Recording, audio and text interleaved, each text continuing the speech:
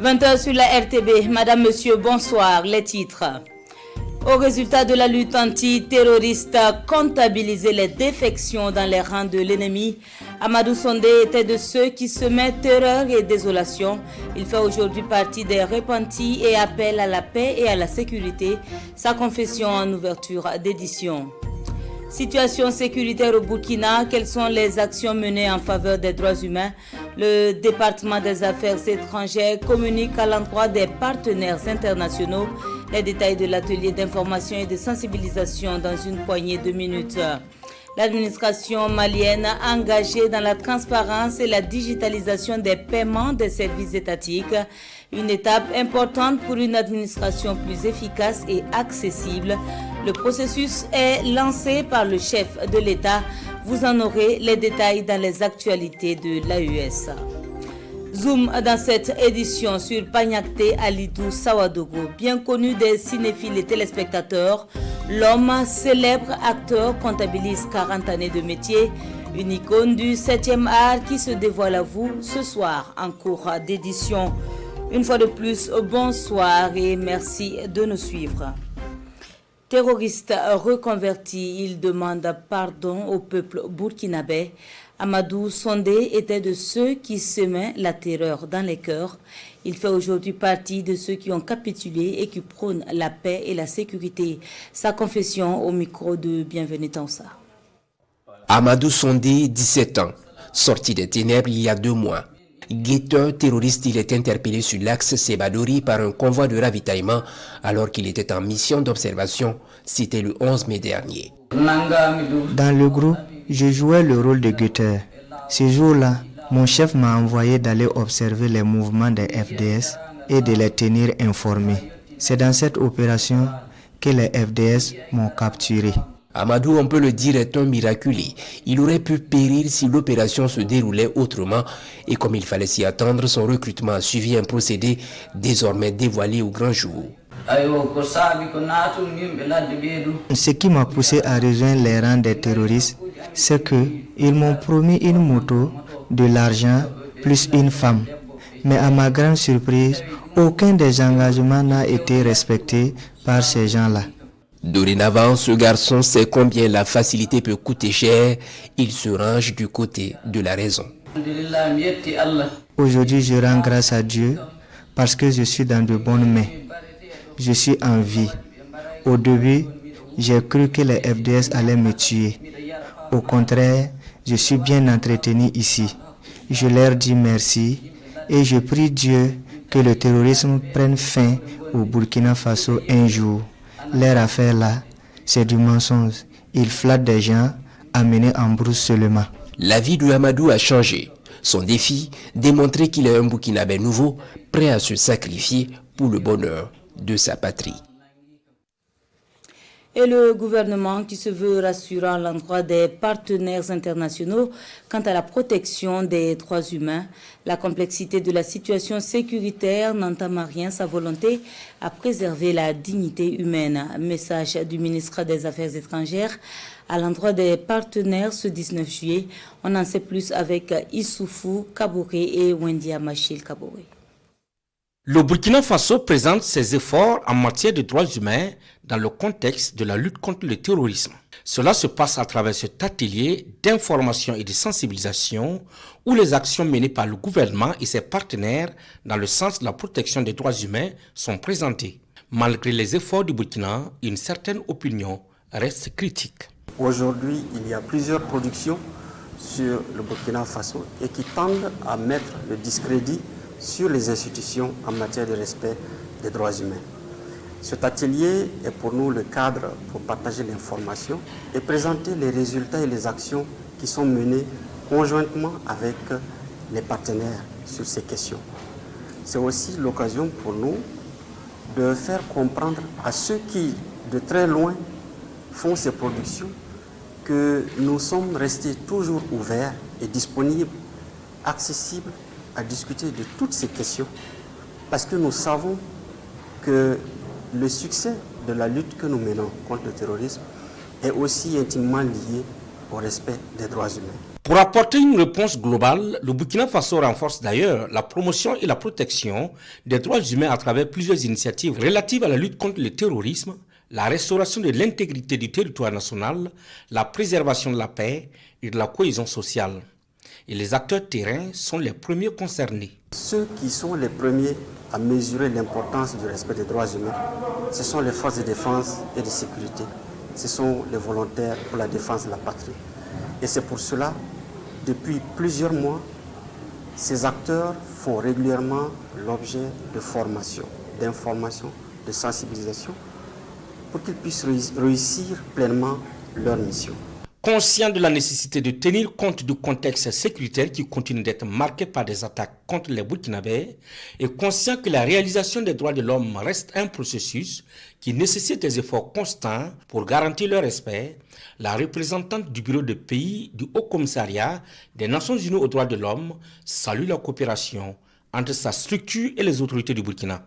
Pour elle, le contexte a permis de percevoir l'intérêt de mutualiser leurs efforts pour vaincre les ennemis des droits de l'homme. Elle affirme que sa structure et le gouvernement du Burkina Faso entretiennent d'excellentes relations fondées sur une compréhension commune du mandat et de la méthodologie de travail du Haut Commissariat des Nations Unies aux droits de l'homme.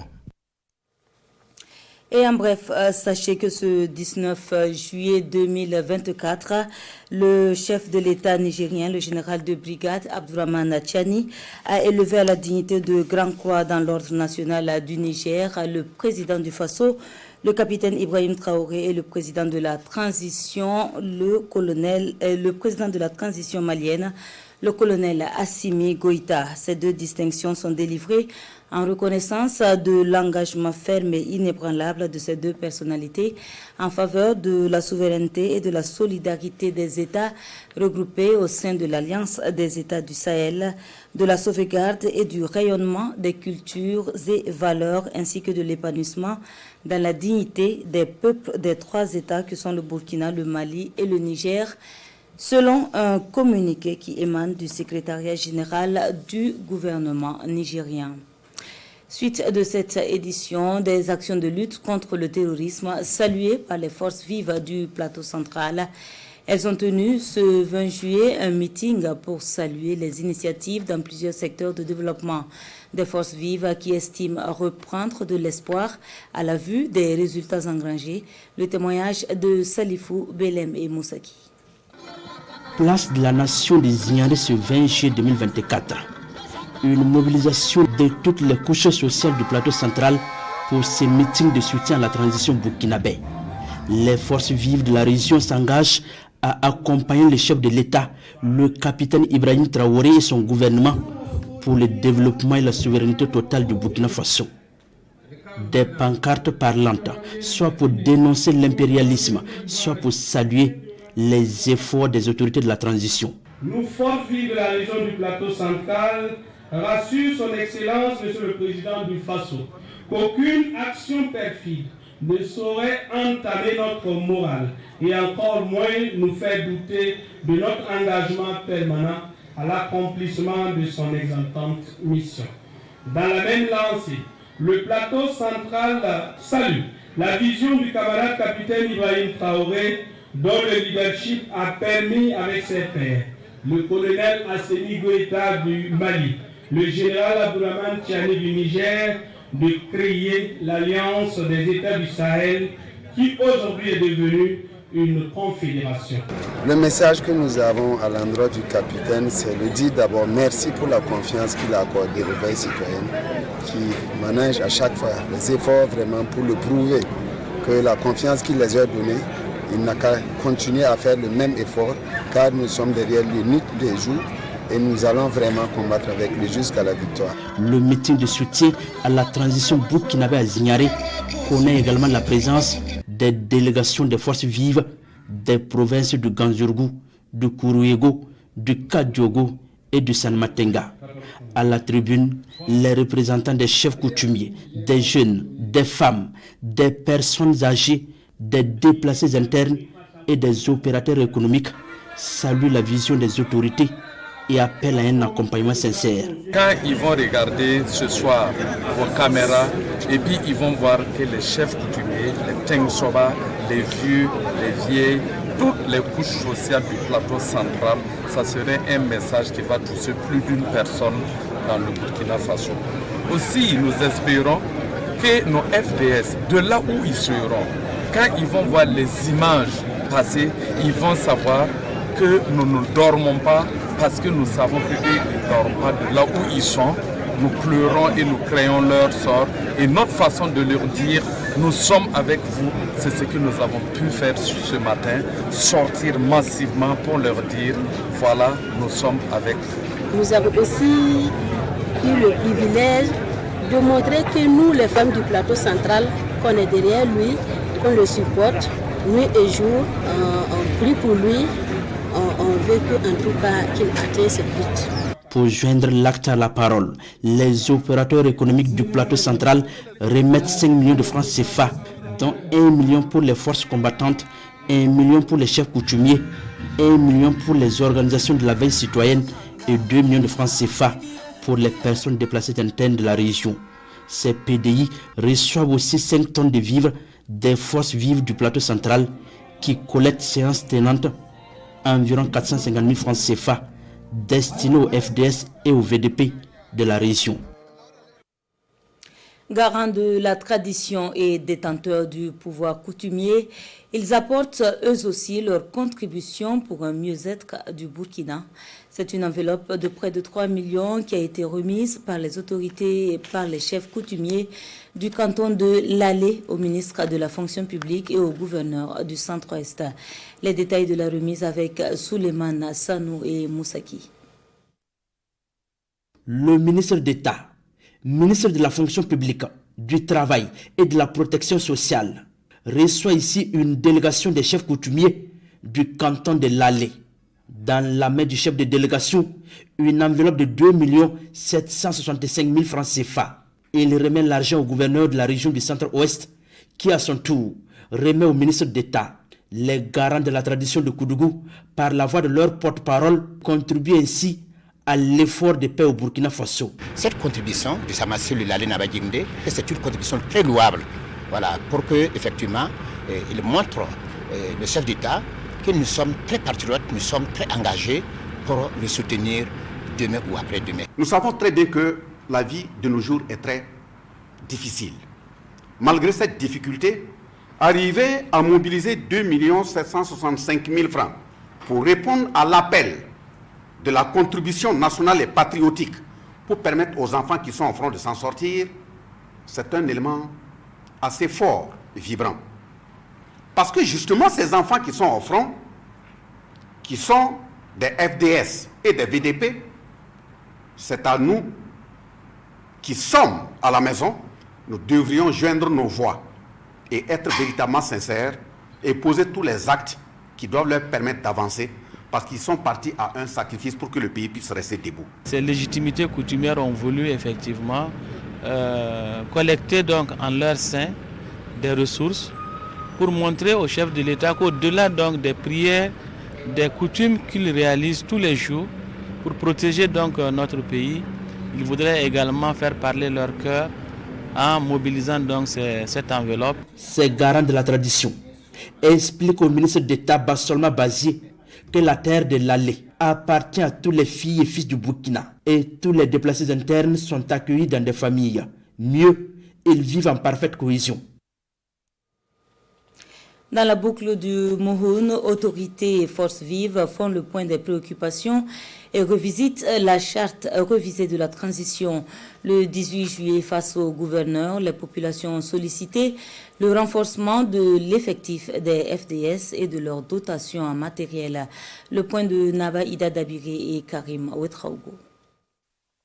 Le gouverneur de la boucle du Mouhoun, accueilli ici à l'entrée de la ville de Toma par une population fortement mobilisée.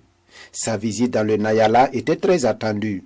Une fois à Toma, il n'a pas de temps à perdre. Il débute ses différentes rencontres avec les forces vives de cette province durement frappée par l'insécurité. En plus du partage de la vision de la transition contenue dans la charte révisée, les échanges ont permis de recueillir les doléances des forces vives. Premièrement, d'accélérer l'installation du bataillon rapide 23 qui permettra le retour effectif et rapide des populations déplacées dans leurs localités d'origine respectives. Deuxièmement, de relancer et tenir la foire régionale agro-silvo-pastorale de la Boucle du Moun dans la région du Nayala qui a connu même report depuis 2019. Nous, femmes du Nayala, sollicitons des formations en AGR au profit des femmes, surtout celles déplacées dans la province du Nayala. Aussi, avec les FDS et les VDP, un chapelet de préoccupations est égrené. Les plus hautes autorités du pays sont en train de travailler pour résorber les difficultés auxquelles elles sont confrontées. Ce sont des questions essentiellement d'ordre sécuritaire et d'ordre humanitaire. Ce sont des questions qui sont inscrites dans la charte révisée de la transition. En ce qui concerne le renforcement de l'effectif des forces de défense et de sécurité, le gouverneur rassure. J'ai assuré les populations et les fils et les filles de la province que le 23e bataillon tant entendu va arriver d'un moment à l'autre. Puisque la création a été actée, les hommes sont en train d'être préparés, la logistique est en train d'être mobilisée et cette force-là va arriver pour permettre aux personnes déplacées internes de repartir dans leur localité. Babo Pierre Bassinga a aussi sollicité la patience et l'accompagnement de la population et les autorités coutumières et religieuses dans la mise en œuvre des projets et programmes dans la province du Nayala. L'Agence pour l'entrepreneuriat communautaire poursuit, elle, sa tournée des institutions. C'est à la 2e région de gendarmerie de Bobo-Dioulasso qu'elle a posé ses valises pour un exercice d'information. Les explications de Drissa Traoré et Kadouro Menki. Opération de charme par la coordination régionale des Hauts-Bassins de l'Agence pour la promotion de l'entrepreneuriat communautaire APEC, ici, à l'état-major de la 2e région de gendarmerie. Dans le viseur, présenter les objectifs, les avantages, les modes de souscription et les différents projets de l'APEC à ses pandores avec l'espoir de susciter leur adhésion au programme. Ce matin, nous avons voulu montrer à la région des Hauts-Bassins, voire au Burkinabé tout entier, que personne n'est en marche du développement communautaire. Aujourd'hui, nous sommes au niveau des militaires, des gendarmes, des agents de la sécurité pour dire qu'en plus de la défense de la patrie, il faut déjà que tous les Burkinabés contribuent pour que nous nous armons pour défendre également le Burkina Faso sur le plan économique et social. Une opération qui ne tardera pas à produire ses résultats. Séance tenante, le commandant de la 2e région de gendarmerie marque son adhésion et invite ses frères d'armes à lui emboîter les pas. Nous savons tout l'engouement qu'il y a autour de l'entrepreneuriat communautaire et les objectifs qui sont visés. L'appel, c'est de faire en sorte que l'accompagnement soit franc et véritable pour un meilleur rayonnement de l'emploi au Burkina Faso, parce que c'est de ça qu'il s'agit. Depuis son lancement en juin 2023, l'APEC compte à ce jour plus de 300 000 souscripteurs pour 17 milliards de francs CFA. L'APEC vise à assurer la mobilisation de l'épargne populaire pour le financement des entreprises communautaires par actionnariat populaire dans plusieurs secteurs d'activité comme l'élevage, l'agroalimentaire, le textile et les mines. Premier Conseil national de la statistique pour le ministère de l'économie et des finances. Au cours de la rencontre, le rapport statistique national 2023 et le programme 2025 ont été validés. Il a aussi été passé en revue la coordination, l'organisation et le fonctionnement du système. Les détails avec Pinidi Yanou. Ces acteurs du système des statistiques nationales sont ici réunis. C'est à la faveur de la première session ordinaire du Conseil national de la statistique de l'année 2024. Au menu des échanges, l'examen et la validation du rapport statistique national de 2023 ainsi que le programme statistique 2025. Le Conseil national de la statistique de ce jour va également examiner les projets de textes qui organisent le système statistique national. Il s'agit en particulier du projet de décret portant attribution, organisation et fonctionnement du système statistique national et du projet d'arrêté qui organise donc les organes du Conseil national de la statistique. La rencontre est aussi le lieu d'aborder les questions majeures relatives à l'organisation et au fonctionnement du système statistique national conformément aux dispositions et règles en vigueur. Et selon le ministre Nakanabo, la mise en œuvre de ce programme va permettre de mobiliser les ressources financières. Les statistiques jouent un rôle très important dans la prise de décision parce que la prise de décision doit être éclairée par des données, par des études, par des enquêtes. Malgré le contexte difficile, il y a eu des progrès en matière de réalisation des activités. Donc, ce qui montre que les acteurs aussi font preuve de résilience et preuve d'imagination sur les méthodes qu'il faut utiliser dans un contexte difficile pour pouvoir produire toujours les statistiques. Cette première session ordinaire de 2024 du Conseil national de la statistique regroupe les acteurs du public, du privé et les partenaires techniques et financiers. Les universités Sankoré se referment dans leur 9e édition ce 19 juillet. La souveraineté nationale, la crise du modèle démocratique et les enjeux géopolitiques au Sahel ont animé les débats à l'initiative du mouvement 2 heures pour nous et 2 heures pour Kamita. Le compte-rendu de Momoni Wanga. Le gouvernement burkinabé fortement représenté à cette rencontre qui tient lieu de clôture de la 9e édition des universités Sankoré. Des universités populaires de proximité avec pour objectif la formation de la jeunesse et partant la promotion de la culture et la tradition africaine en général et celle du Burkina Faso en particulier. Une 9e édition animée 5 jours durant sous diverses thématiques telles que la crise démocratique, la dynamique de la souveraineté au Sahel. Cette 9e édition des universités Sankoré s'approprie la mission d'apporter sa touche au développement des pays de l'AES. La particularité de cette année, c'est son ancrage au niveau institutionnel. C'est le symbole pour affirmer qu'ils se reconnaissent dans le travail que nous faisons et dans ce symbole de notre héritage que nous avons érigé, que nous avons sorti et que nous sommes aujourd'hui en train de valoriser. 11 années aujourd'hui, le temps lui donne raison, l'histoire lui donne raison, le passé lui donne raison, le présent lui donne raison, parce que dans 11 ans passés, personne ne savait qu'une année viendra où un ensemble de conseils de ministres allait décréter une journée pour valoriser nos traditions et nos coutumes. Les universités Sankoré sont également le lieu choisi par le cadre 2 heures pour nous, 2 heures pour Kamita, pour commémorer le nouvel an du calendrier Kamit 6261. Elles entendent également servir de tremplin d'échange pour interpeller les Africains sur l'intelligence africaine et les enjeux géopolitiques mondiaux et du Sahel. Toute la dynamique du gouvernement, c'est de pouvoir revenir à un développement endogène, c'est de pouvoir permettre à l'ensemble des Burkinabés de retrouver notre identité et de construire, comme son Excellence le chef de l'État aime le dire, notre modèle de développement et de nous retrouver nous-mêmes. Le calendrier africain Kamit est une tradition qui se perpétue chaque 19 juillet. Un calendrier à travers lequel les éditions des universités Sankoré repèrent le temps pour régir la vie et les activités des Africains.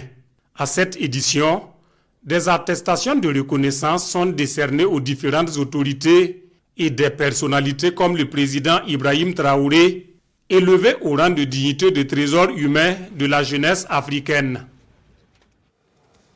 Dans l'actualité également, la mise en route du guichet des immatriculations provisoires du poste frontalier des douanes de Dakola, le 3e site à recevoir l'implantation d'un système devant contribuer à la lutte contre l'insécurité tout en permettant à l'autorité de disposer d'informations sur les engins en circulation sur le territoire.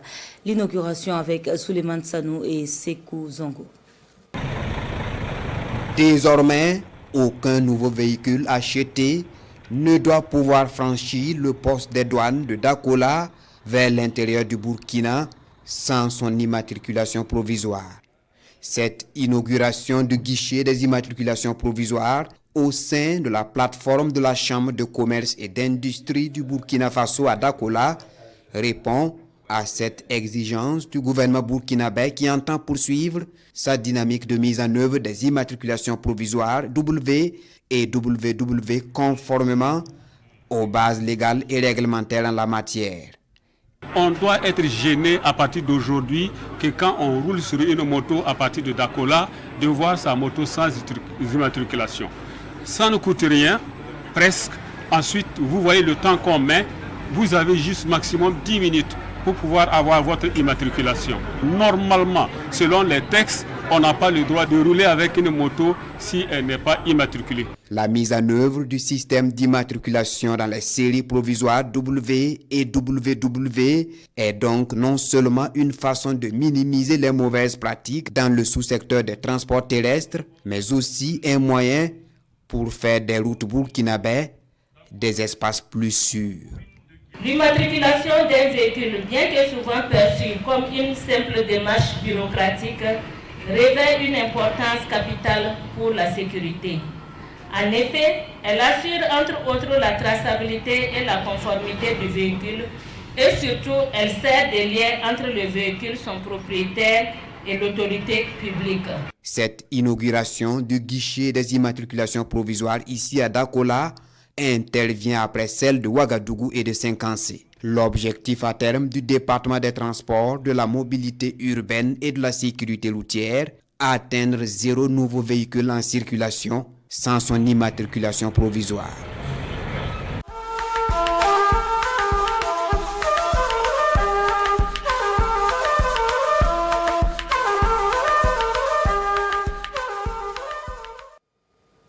Actualité spéciale AES, c'est au Mali que nous prenons nos marques.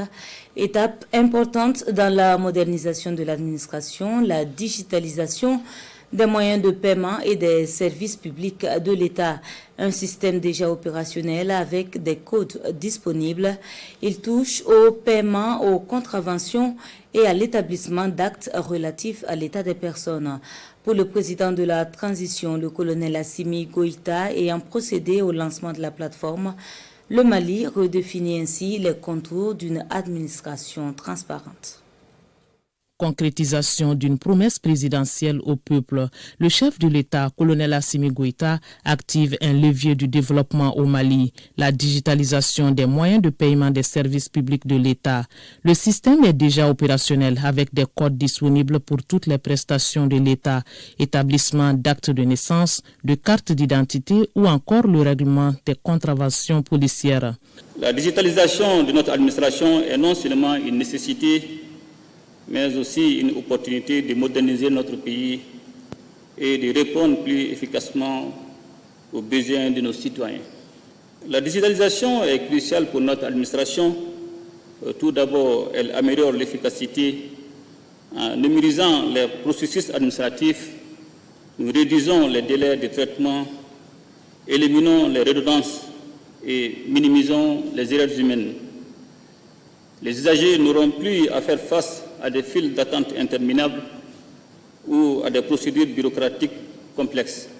La digitalisation, une stratégie d'assainissement de l'administration avec des services exempts de corruption. L'effet recherché est l'amélioration de la productivité au sein de nos entreprises et le rapprochement des services des citoyens au même moment. La digitalisation renforce la transparence. Les systèmes numériques permettent de suivre et de tracer chaque étape des processus administratifs, réduisant ainsi les risques de corruption et d'abus. Chaque citoyen saura à quel niveau se situe son dossier, ce qui rétablit la confiance entre l'administration et les administrés. La digitalisation est une étape vers une société plus équitable où chaque Malien, où qu'il soit, peut bénéficier des mêmes opportunités. La transition vers une administration numérique passe donc par certaines conditions comme la connexion à tous les niveaux, la mise en place des centres de formation pour avoir plus de compétences humaines. Le président Goïta a rappelé les dispositions qui doivent être prises par l'État dans ce sens avant d'inviter les Maliens à s'y engager avec une coordination plus accrue des actions. La digitalisation, ce n'est pas seulement une affaire de technologie, c'est avant tout une affaire de compétences humaines. Pour réussir cette transition, nous avons besoin de l'engagement et de la collaboration de tous. C'est le lieu de faire appel à nos entrepreneurs et développeurs technologiques, à nos universités et centres de recherche, à nos partenaires, mais aussi à chaque citoyen. Ensemble, nous pouvons créer un écosystème numérique qui profite à tous. Il n'est un secret pour personne aujourd'hui que notre espace, l'AIS, traverse des situations complexes qui nécessitent des réponses communes et coordonnées. Les paiements se font à travers Move Money et Orange Money. Un seul clic donc et vous avez l'administration malienne à votre portée. L'opération concerne pour le moment le district de Bamako. À Koulikoro, c'est un nouveau projet qui voit le jour au profit des États de l'AES. Il est financé par l'ambassade de la Grande-Bretagne au Mali et sera mis en œuvre par le réseau Femmes, Droits et Développement en Afrique. Il touche aux régions de Koulikoro et Sikasso ainsi qu'au nord du Burkina. Le projet veut améliorer la protection et l'autonomisation des femmes. Détail avec Demba Moussa Konaté.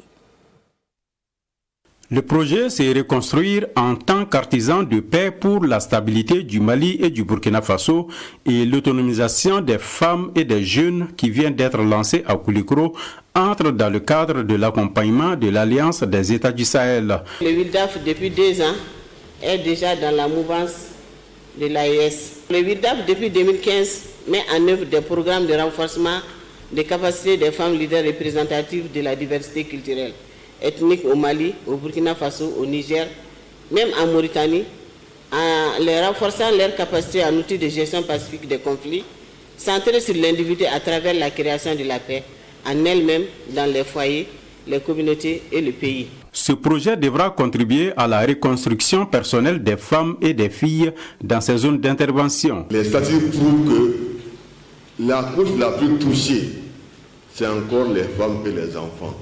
Le présent projet également va contribuer beaucoup à soulager la situation des BBG. Le projet, c'est reconstruire en tant qu'artisan de paix pour la stabilité du Mali et du Burkina Faso, est financé par l'ambassade de la Grande-Bretagne au Mali pour une durée d'1 an. Le projet sera mis en œuvre dans la région de Dioula, les cercles de Kangaba, Kati et Koulikoro.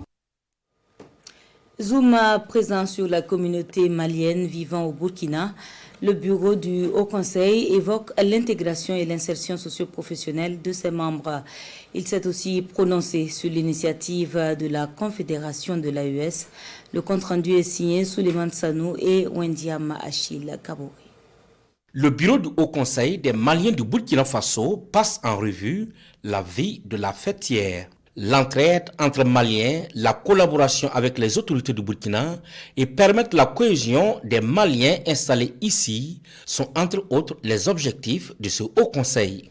On retrouve ces membres dans plusieurs domaines d'activité, signe de leur insertion socio-professionnelle au Burkina Faso. Lorsque vous êtes là, vous travaillez en bonne intelligence avec le peuple burkinabé, vous ne vous sentez pas isolé. Vous êtes en terre africaine vraiment intégrée. L'avènement de l'Alliance des États du Sahel, AES, est salué par cette communauté. Pour elle, c'est la réponse adéquate aux préoccupations des 3 États. L'Alliance des États du Sahel, c'est un projet salutaire.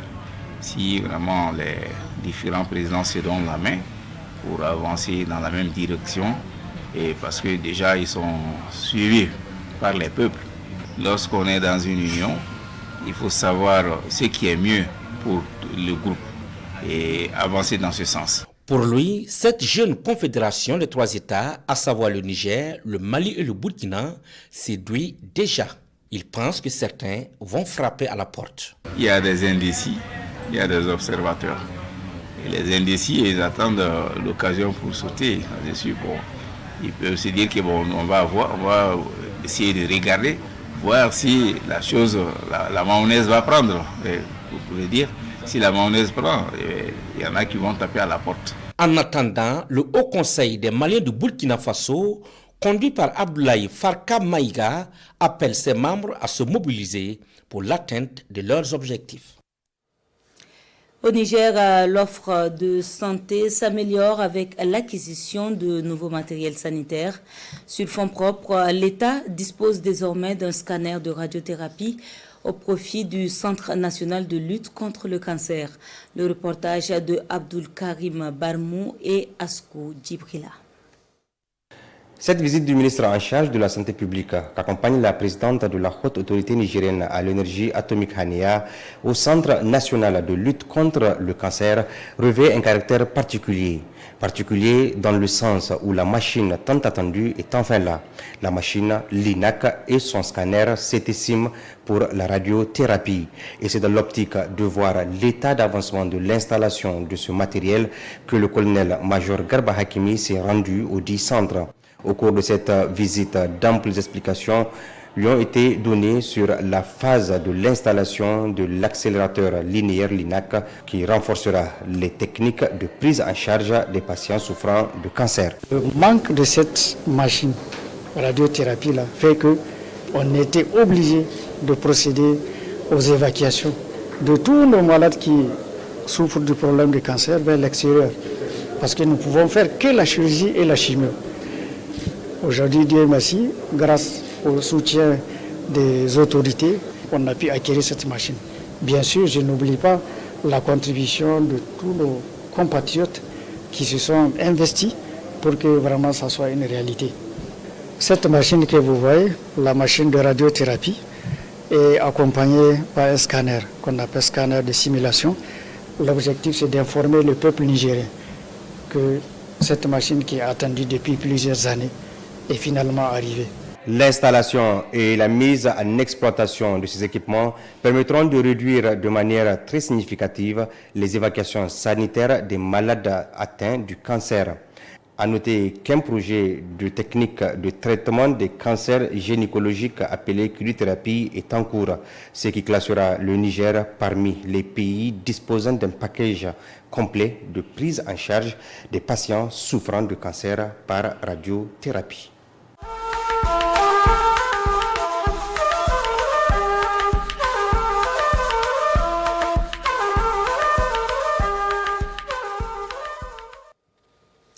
À Bobo-Dioulasso, ils sont deux promoteurs d'eau emballés à subir la rigueur de la loi après avoir fait fi de ces exigences et ce, malgré les multiples interpellations de la police de l'eau à la barre du tribunal de grande instance. Les prévenus reconnaissent les faits à eux reprochés. À leur encontre est requis par le procureur une amende d'1 million et la confiscation de leur matériel. Le point de Drissa Traoré et Ismaël Saturnin Paris. Ce promoteur d'usine de production d'eau préemballée installé à Bobo-Dioulasso comparaît devant les juges pour répondre des faits qui lui sont reprochés par la police de l'eau des Hauts-Bassins. À sa suite, un autre dont l'usine est basée à Toussiana. Ils sont poursuivis essentiellement pour les mêmes chefs d'accusation, liés notamment à l'absence d'autorisation préalable pour exercer leurs activités. Pour le fait d'implantation et de prélèvement d'eau sans autorisation préalable, de commercialisation également aussi sans autorisation préalable et effectivement sans suivi véritablement de la qualité de ces eaux.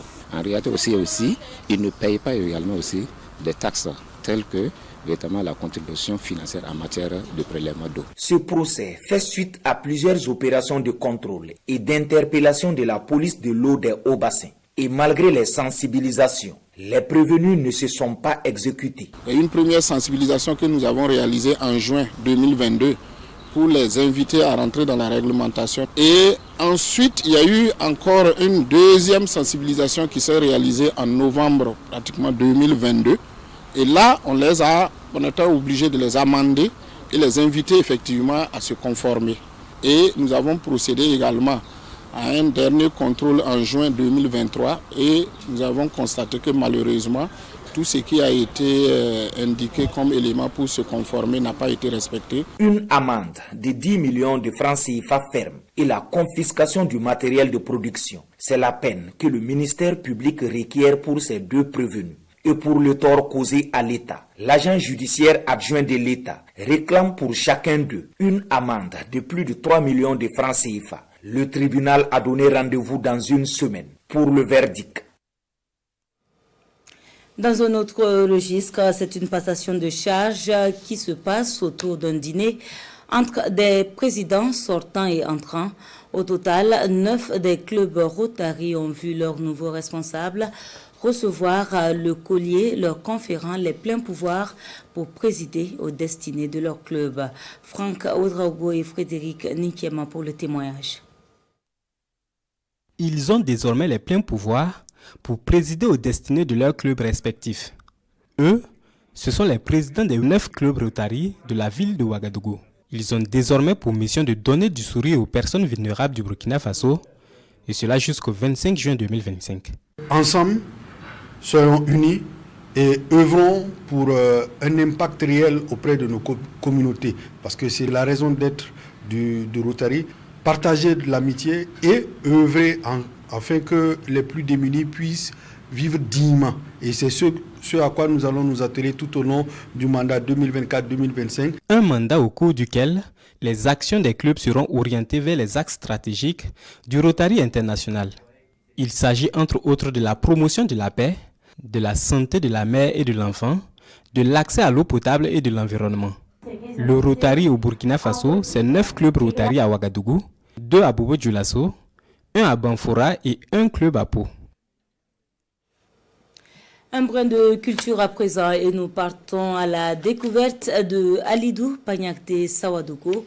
Bien connu des cinéphiles et téléspectateurs, sa renommée va au-delà des frontières du Burkina.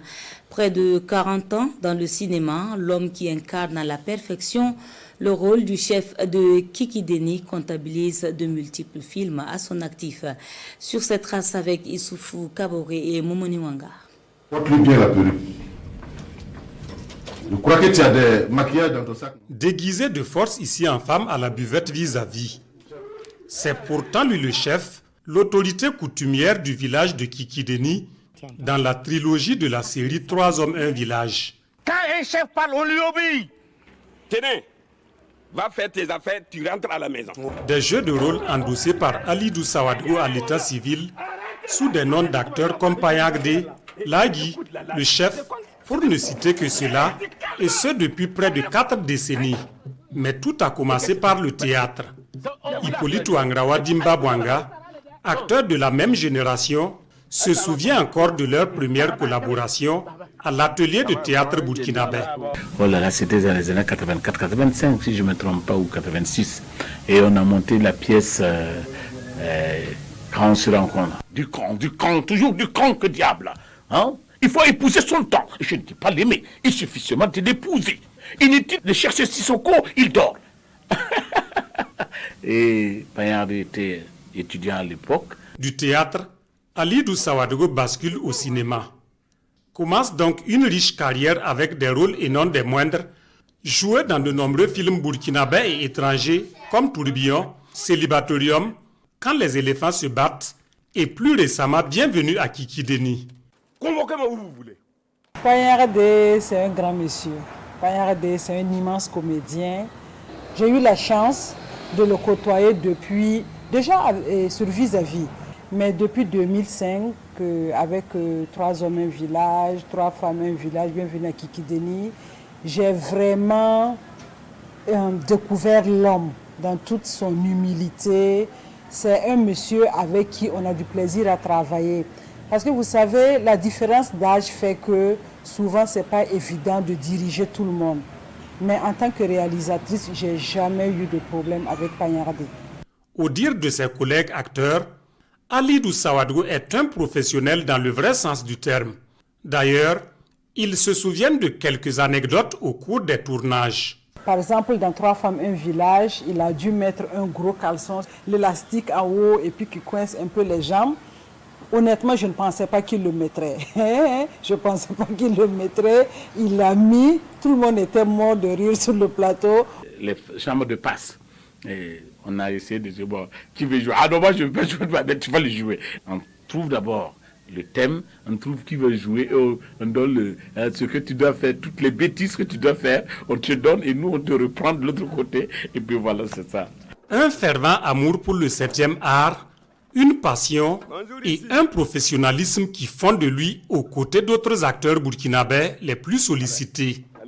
Des comédiens qui ont bercé l'enfance et qui continuent d'égayer les cinéphiles d'ici et d'ailleurs, au point d'en être les chouchous des amoureux du petit écran. Il a dit, étant propriétaire d'une maison, souvent à la fin du mois, il vient pour réclamer son argent. Il y a un film, il est des chefs du village, où voilà, celui qui est un peu comme envie de dire, j'ai envie de quoi, celui qui réconcilie à l'écran. J'ai envie de voir où est-ce qu'il va aller, qu'est-ce qu'il va nous faire, qu'est-ce qu'il va nous sortir pour que vraiment on puisse rire. Alidou Sawadgo est né en 1955 à Boulsa. Payagde, ce nom d'acteur hérité du tournage du sitcom Vis-à-vis pour signifier celui qui n'est pas pressé en langue nationale maurée, ravit la vedette au nom à l'état civil depuis lors. L'homme est aujourd'hui une figure emblématique du cinéma burkinabé. Derrière ces jeux de rôle qui amusent plus d'un, se cache l'humain, le collègue plein d'humilité, à en croire ses collaborateurs.